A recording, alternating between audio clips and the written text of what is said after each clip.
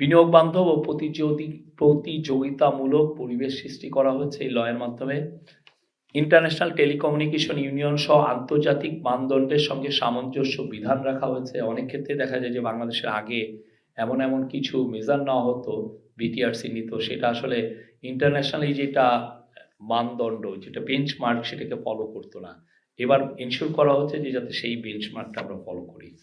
বলছেন বাংলাদেশ একটা তারুণ্যের খনি, আমাদের এই ইউথদেরকে যেভাবেই হোক এর প্রতি ফোকাস দিতে হবে এবং তাদের জন্য সবকিছু আমাদের বাজেটের মূল ফোকাসগুলোর এইটা একটা যেন থাকে। উনি ওমেন এম্পাওয়ারমেন্ট এবং ওমেনদের উপরে, নারীদের উপরে বাজেটের আরো ফোকাস বাড়াতে বলেছেন এবং তাদের সার্বিক উন্নতি আসলে দেশের উন্নতির সাথে সরাসরি জড়িত এবং এটা খুব উনি ভালোভাবে এটাকে স্ট্রেস করেছেন। আরেকটা হচ্ছে যে লোকাল প্রোডাকশন। আপনি জানেন বাংলাদেশের লোকাল প্রোডাকশন অনেক কিছুই আমরা করি, আবার অনেক কিছু আমরা করি না। আমরা যাতে সব কিছুতেই স্বয়ংসম্পূর্ণ, ইভেন ইন্ডাস্ট্রিয়াল গুডসেও, সেই বিষয়ে উনি লোকাল প্রোডাকশনের উপরে এমফাসিস দিয়েছেন। উনি হেলথের উপরেই এমফাসিস দিয়েছেন। এই ছিল বাজেট বিষয়ে। আর আজকে টেলিকমিউনিকেশন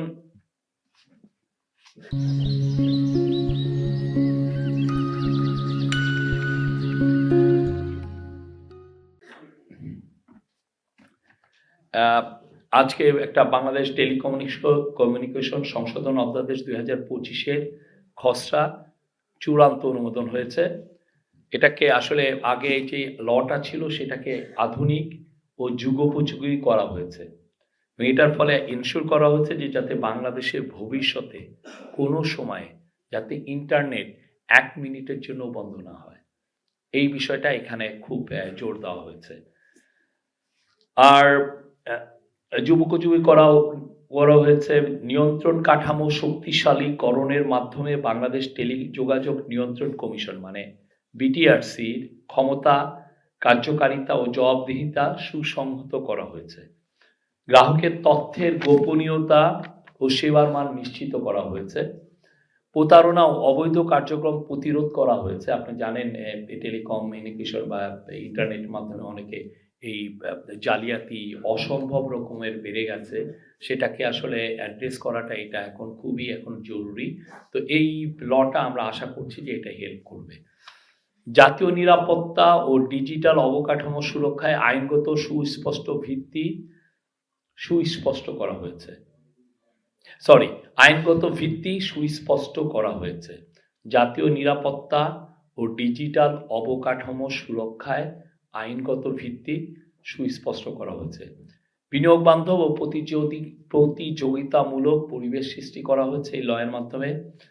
ইন্টারন্যাশনাল টেলিকমিউনিকেশন ইউনিয়ন সহ আন্তর্জাতিক মানদণ্ডের সঙ্গে সামঞ্জস্য বিধান রাখা হয়েছে। অনেক ক্ষেত্রে দেখা যায় যে বাংলাদেশের আগে এমন কিছু মেজার নেওয়া হতো, বিটিআরসি নিত, সেটা আসলে ইন্টারন্যাশনালি যেটা মানদণ্ড, যেটা বেঞ্চমার্ক, সেটাকে ফলো করতো না।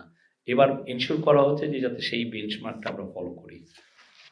সার্বিকভাবে একটি নিরাপদ, আধুনিক ও জনমাধ্যম টেলিকমিউনিকেশন ব্যবস্থা প্রতিষ্ঠাই এই সংশোধনের মূল লক্ষ্য। এটা খুবই বড় ল, অনেকগুলো চেঞ্জ হয়েছে, মানে ম্যাসিভ ওভারহোলিং করা হচ্ছে। আপনারা এটা আরও ডিটেলস জানতে পারবেন আমাদের আইসিটি মন্ত্রণালয় থেকে, তাদের সাথে কথা বলবেন, বা একটা পোস্ট অ্যান্ড টেলিকমিউনিকেশন মন্ত্রণালয়ের আমাদের যিনি স্পেশাল অ্যাসিস্ট্যান্ট আছেন তার সাথে কথা বলতে পারেন, উনি আরও আপনাদেরকে হাইলাইট করবে।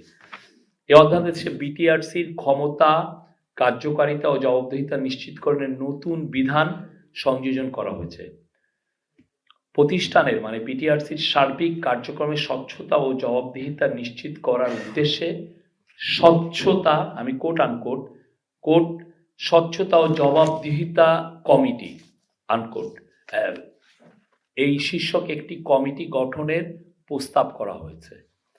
এছাড়া সেবার মান উন্নয়নে গ্রাহকের তথ্যের গোপনীয়তা রক্ষা, আপনি জানেন personal data security is a big issue all over the world, সেটাকে আপনার নিশ্চিত